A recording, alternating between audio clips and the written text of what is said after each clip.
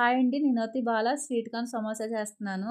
ముందుగా స్వీట్ కార్న్‌లు తీసుకొని పక్కన పెట్టుకున్నాను. సాల్టు, రుచికి సరిపడగా 4, 5 పచ్చిమిరపకాయలు ఘాటుగా ఉండాలని దంచుకుని పెట్టుకున్నాను.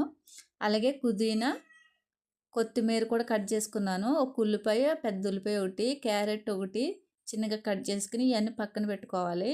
ముందుగానే నేనైతే మా ఇంట్లో అయితే ముందుగానే మైదా పిండి కలిపింది ఉన్నది. దాంట్లో అయితే వాము, నువ్వులు అయితే వేసి ఉంచాను. అది అయితే చపాతీలా చేసుకున్నాను. ఎక్కడ సమోసాది ప్లాస్టిక్‌ది ఉంటే దాంట్లో ఏసి ఒక హాఫ్ కట్ చేసుకున్నాను చపాతీలాగా చేసేది.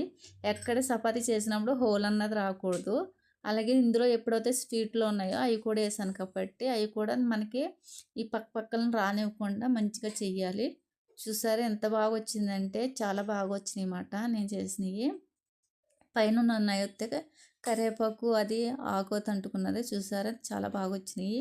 ఇలాగొస్తే ఆయిల్ అయితే హీట్ చేసుకుని వీటిలో అయితే చిన్న మంట మీద అయితే వేసి మనకి అటుపక్క ఇటుపక్క కూడా దోరగా కాలాలన్నమాట. సమోసాలు అయితే చాలా బాగా వచ్చినాయి. నేను అయితే ఇందులో అయితే కారం వేయలేదు ఎందుకంటారా పచ్చిమిరపకాయలు చాలా ఘాటైన పచ్చిమిరపకాయలు కాబట్టి నేను ఎక్కువ వేయలేదు. ఇందులోనే టమాటా సాస్ చేసుకుని తింటే చాలా బాగుంటాయి.